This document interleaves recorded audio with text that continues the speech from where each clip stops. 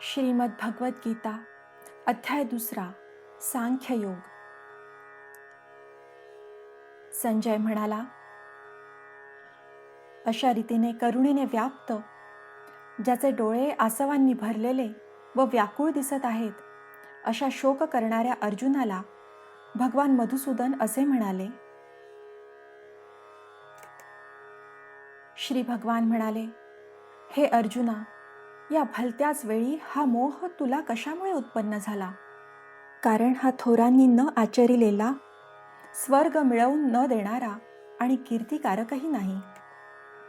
म्हणून हे पार्था, षंढपणा पत्करू नकोस, हा तुला शोभत नाही. हे परमतपा, अंतःकरणाचा तुच्छ दुबळेपणा सोडून देऊन युद्धाला उभा राहा. अर्जुन म्हणाला, हे मधुसूदना, युद्धात मी भीष्म पितामहांच्या आणि द्रोणाचार्यांच्या विरुद्ध बाणांनी कसा लढू? कारण हे अरिसूदना, ते दोघेही पूज्य आहेत. म्हणूनच या महानुभाव गुरुजनांना न मारता मी या जगात भिक्षा मागून खाणेही कल्याणकारक समजतो. कारण गुरुजनांना मारूनही या लोकात रक्ताने माखलेले अर्थ व कामरूप भोगच न भोगायचे. युद्ध करणे व न करणे या दोहोंपैकी आम्हाला काय श्रेष्ठ आहे ते कळत नाही, किंवा आम्ही त्यांना जिंकू की ते आम्हाला जिंकतील हेही आम्हाला माहीत नाही. आणि ज्यांना मारून आम्हाला जगण्याचीही इच्छा नाही, तेच आमचे बांधव धृतराष्ट्रपुत्र आमच्या विरुद्ध उभे आहेत. करुणा व्याप्त दैन्यामुळे ज्याचा मूळ स्वभाव नाहीसा झाला आहे व धर्मा अधर्माचा निर्णय करण्याविषयी ज्याची बुद्धी असमर्थ आहे, असा मी तुम्हाला विचारित आहे की जे साधन खात्रीने कल्याणकारक आहे ते मला सांगा. कारण मी तुमचा शिष्य आहे, म्हणून तुम्हाला शरण आलेल्या मला उपदेश करा. कारण पृथ्वीचे शत्रुरहित व धनधान्य समृद्ध राज्य मिळाले किंवा देवांचे स्वामित्व जरी मिळाले, तरी माझ्या इंद्रियांना शोषून टाकणारा शोक जो दूर करू शकेल असा उपाय मला दिसत नाही. संजय म्हणाला, हे राजा, निद्रेवर ताबा असलेल्या अर्जुनाने अंतर्यामी श्रीकृष्णाला एवढे बोलून मी युद्ध करणार नाही असे स्पष्टपणे सांगितले व तो गप्प झाला. हे भरतवंशी धृतराष्ट्र महाराज, अंतर्यामी भगवान श्रीकृष्ण दोन्ही सैन्यांच्या मध्यभागी शोक करणाऱ्या त्या अर्जुनाला हसल्यासारखे करून असे म्हणाले. श्री भगवान म्हणाले, हे अर्जुना, तू ज्यांचा शोक करू नये अशा माणसांसाठी शोक करतोस आणि विद्वानांसारखा युक्तिवाद करतोस. परंतु ज्यांचे प्राण गेले आहेत त्यांच्यासाठी आणि ज्यांचे प्राण गेले नाहीत त्यांच्यासाठीही विद्वान माणसे शोक करत नाहीत. मी कोणत्याही काळी नव्हतो, तू नव्हतास किंवा हे राजे नव्हते असेही नाही, आणि यापुढे आम्ही सर्वजण असणार नाही असेही नाही. ज्याप्रमाणे जीवात्म्याला या शरीरात बालपण, तारुण्य आणि वार्धक्य येते, त्याचप्रमाणे दुसरे शरीर मिळते. याविषयी धीर पुरुषांना मोह उत्पन्न होत नाही. हे कुंतीपुत्रा, इंद्रियांचे विषयांशी संयोग हे थंडी, उष्णता आणि सुखदुःख देणारे आहेत. ते उत्पन्न होतात व नाहीसे होतात म्हणून अनित्य आहेत. तेव्हा हे भारता, ते तू सहन कर. कारण हे श्रेष्ठ पुरुषा, सुखदुःख समान मानणाऱ्या ज्या धीर पुरुषाला हे इंद्रियांचे विषयांशी संयोग व्याकुळ करत नाहीत, तो मोक्षाला योग्य ठरतो. असत वस्तूला अस्तित्व नाही आणि सत वस्तूचा अभाव नसतो. अशा रीतीने या दोहोंचेही सत्य स्वरूप तत्वज्ञानी पुरुषांनी पाहिले आहे. ज्याने हे सर्व जग, दिसणाऱ्या सर्व वस्तू व्यापल्या आहेत, त्याचा नाश नाही हे तू लक्षात ठेव. त्या अविनाशीचा नाश कोणीही करू शकत नाही. या नाशरहित, मोजता न येणाऱ्या नित्यस्वरूप जीवात्म्याची ही शरीरे नाशिवंत आहेत असे म्हटले गेले आहे. म्हणून हे भरतवंशी अर्जुना, तू युद्ध कर. जो या आत्म्याला मारणारा असे समजतो, तसेच जो हा आत्मा मेला असे मानतो ते दोघेही अज्ञानी आहेत. कारण हा आत्मा वास्तविक पाहता कोणाला मारित नाही आणि कोणाकडून मारला जात नाही. हा आत्मा कधीही जन्मत नाही आणि मरत नाही. तसेच हा एकदा उत्पन्न झाल्यावर पुन्हा उत्पन्न होणारा नाही. कारण हा जन्म नसलेला, नित्य, सनातन आणि प्राचीन आहे. शरीर मारले गेले तरी हा मारला जात नाही. हे पार्था, जो पुरुष हा आत्मा नाशरहित, नित्य, न जन्मणारा व न बदलणारा आहे हे जाणतो, तो कोणाला कसा ठार करविल किंवा कोणाला कसा ठार करील? ज्याप्रमाणे माणूस जुनी वस्त्रे टाकून देऊन दुसरी नवी वस्त्रे घेतो, त्याचप्रमाणे जीवात्मा जुनी शरीरे टाकून दुसऱ्या नव्या शरीरात जातो. या आत्म्याला शस्त्रे कापू शकत नाहीत, विस्तव जाळू शकत नाही, पाणी भिजवू शकत नाही आणि वारा वाळवू शकत नाही. कारण हा आत्मा कापता न येणारा, जाळता न येणारा, भिजवता न येणारा आणि निसंशय वाळवता न येणारा आहे. तसेच हा आत्मा नित्य, सर्वव्यापी, अचल, स्थिर राहणारा आणि सनातन आहे. हा आत्मा अव्यक्त आहे, अचिंत्य आहे आणि विकाररहित आहे असे म्हटले जाते. म्हणून हे अर्जुना, हा आत्मा वर सांगितल्याप्रमाणे आहे हे लक्षात घेऊन तू शोक करणे योग्य नाही. परंतु जर तू आत्मा नेहमी जन्मणारा किंवा नेहमी मरणारा आहे असे मानत असशील, तरी सुद्धा हे महाबाहो, तू अशा रीतीने शोक करणे योग्य नाही. कारण असे मानल्यास त्यानुसार जन्मास आलेल्याला मृत्यू निश्चित आहे आणि मेलेल्याला जन्म निश्चित आहे. म्हणून या उपाय नसलेल्या गोष्टींविषयीही तू शोक करणे योग्य नाही. हे अर्जुना, सर्व प्राणी जन्मापूर्वी अप्रकट असतात आणि मेल्यानंतरही अप्रकट होणार असतात, फक्त मध्ये प्रकट असतात. मग अशा स्थितीत शोक कसला करायचा? एखादा महापुरुषच या आत्म्याला आश्चर्याप्रमाणे पाहतो आणि तसाच दुसरा एखादा महापुरुष या तत्वाचे आश्चर्याप्रमाणे वर्णन करतो. तसेच आणखी एखादा अधिकारी पुरुषच याच्याविषयी आश्चर्याप्रमाणे ऐकतो आणि कोणी कोणी तर ऐकूनही याला जाणत नाहीत. हे अर्जुना, हा आत्मा सर्वांच्या शरीरात नेहमीच अवध्य असतो. म्हणून सर्व प्राण्यांच्या बाबतीत तू शोक करणे योग्य नाही. तसेच स्वतःचा धर्म लक्षात घेऊनही तू भीता कामा नयेस. कारण क्षत्रियाला धर्माला अनुसरून असलेल्या युद्धाहून दुसरे कोणतेही कल्याणकारक कर्तव्य नाही.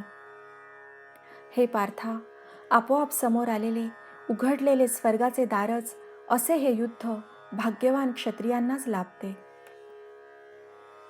परंतु जर तू हे धर्मयुक्त युद्ध केले नाहीस, तर स्वधर्म आणि कीर्ती गमावून पापाला जवळ करशील. तसेच सर्व लोक तुझी चिरकाळ अपकीर्ती सांगत राहतील आणि सन्माननीय पुरुषाला अपकीर्ती मरणाहून दुस्सह वाटते. शिवाय ज्यांच्या दृष्टीने तू आधी अतिशय आदरणीय होतास, त्यांच्या दृष्टीने आता तुच्छ ठरशील. ते महारथी तुला भिवून युद्धातून काढता पाय घेतला असे मानतील. तुझे शत्रू तुझ्या सामर्थ्याची निंदा करीत तुला पुष्कळसे नको नको ते बोलतील. याहून अधिक दुःखदायक काय असणार आहे? युद्धात तू मारला गेलास तर स्वर्गाला जाशील, अथवा युद्धात जिंकलास तर पृथ्वीचे राज्य भोगशील. म्हणून हे अर्जुना, तू युद्धाचा निश्चय करून उभा राहा. जय पराजय, फायदा तोटा आणि सुखदुःख समान मानून युद्धाला तयार हो. अशा रीतीने युद्ध केलेस तर तुला पाप नाही लागणार. हे पार्था, हा विचार तुला ज्ञानयोगाच्या संदर्भात सांगितला आणि आता कर्मयोगाविषयी ऐक. ज्या बुद्धीने युक्त झाला असता तू कर्माचे बंधन चांगल्या प्रकारे तोडून टाकशील. या कर्मयोगात आरंभाचा अर्थात बीजाचा नाश नाही, आणि उलट फळरूप दोषही नाही. इतकेच नव्हे तर या कर्मयोग रूपी धर्माचे थोडेसेही साधन जन्म मृत्यूरूप मोठ्या भयापासून रक्षण करते.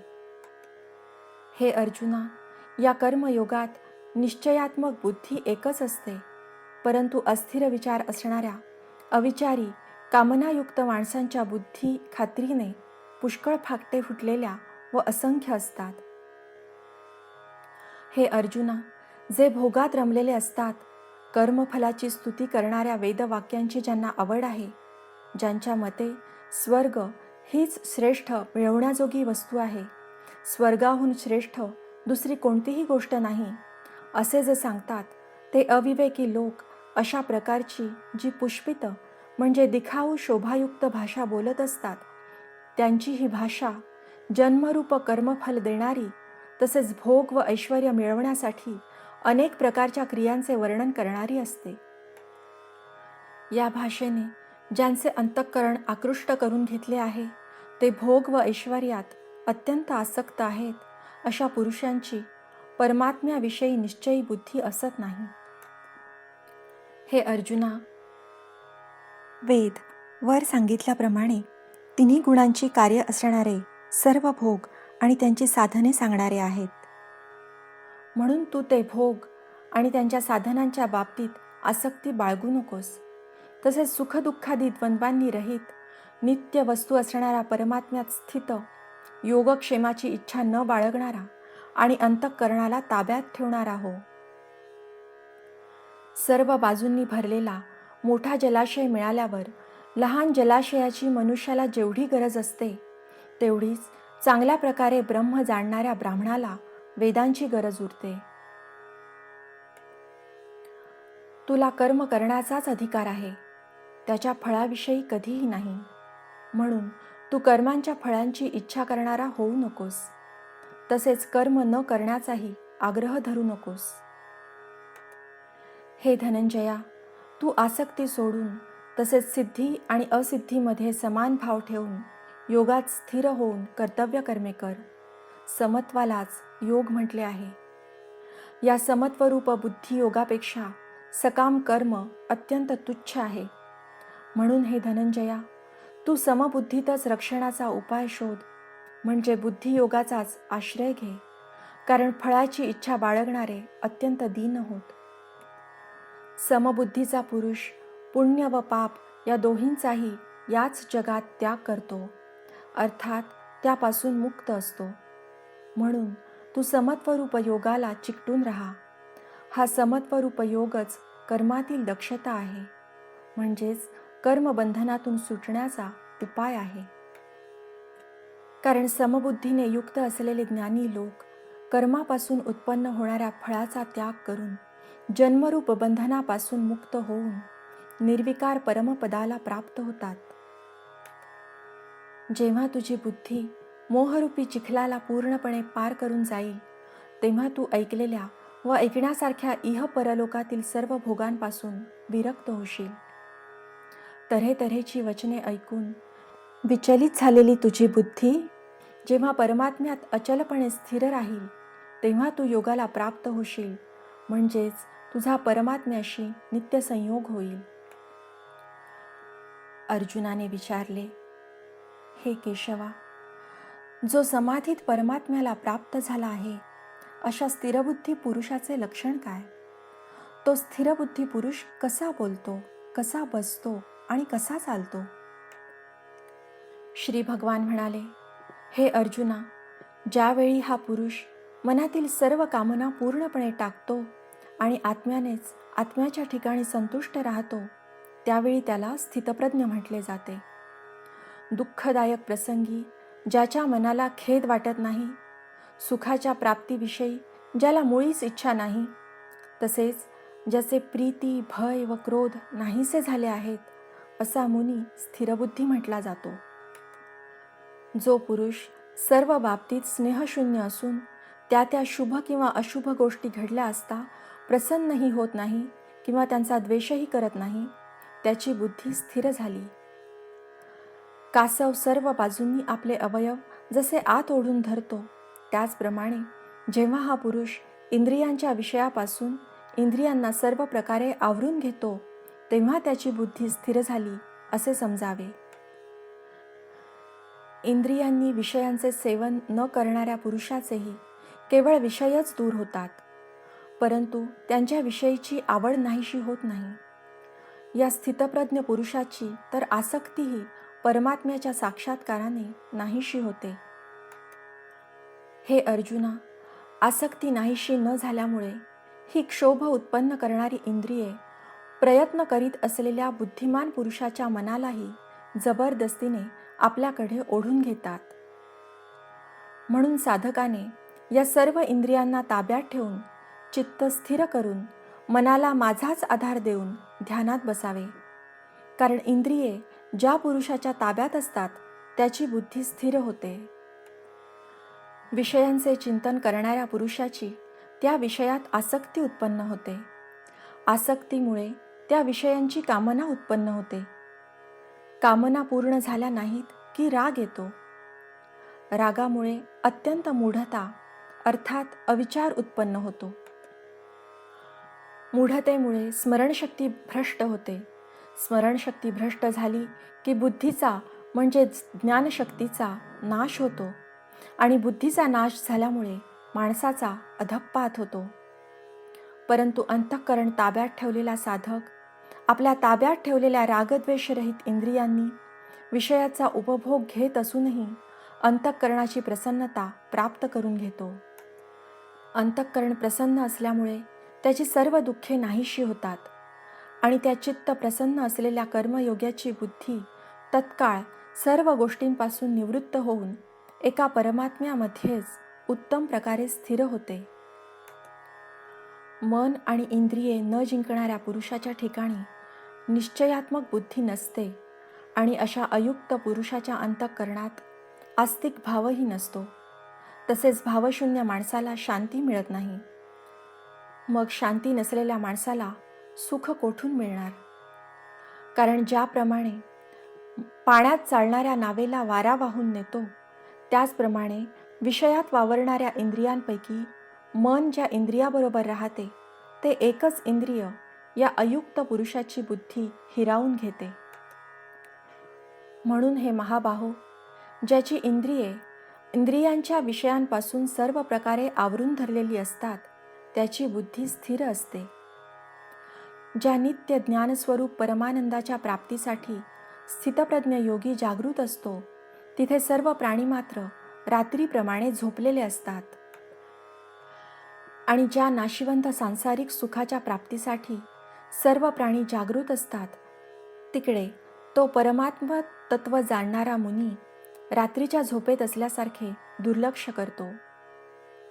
ज्याप्रमाणे निरनिराळ्या नद्यांचे पाणी सर्व बाजूंनी भरलेल्या व स्थिर असलेल्या समुद्रात त्याला विचलित न करताही सामावून जाते, त्याचप्रमाणे सर्व भोग ज्या स्थितप्रज्ञ पुरुषामध्ये कोणत्याही प्रकारचा विकार उत्पन्न न करताच सामावून जातात, तोच पुरुष परमशांतीला प्राप्त होतो, भोगांची इच्छा करणारा नव्हे. जो पुरुष सर्व कामनांचा त्याग करून ममता, अहंकार आणि इच्छा टाकून राहत असतो, त्यालाच शांती मिळते. हे अर्जुना, ब्रह्माला प्राप्त झालेल्या पुरुषाची ही स्थिती आहे. ही प्राप्त झाल्याने योगी कधीही मोहित होत नाहीत आणि अंतकाळीही या ब्राह्मी स्थितीत स्थिर होऊन ब्रह्मानंद मिळवतो. याप्रमाणे श्रीमद भगवद्गीता रूपी उपनिषद तथा ब्रह्मविद्या तसेच योगशास्त्राविषयी श्रीकृष्ण आणि अर्जुन यांच्या संवादातील सांख्ययोग नावाचा हा दुसरा अध्याय संपूर्ण झाला.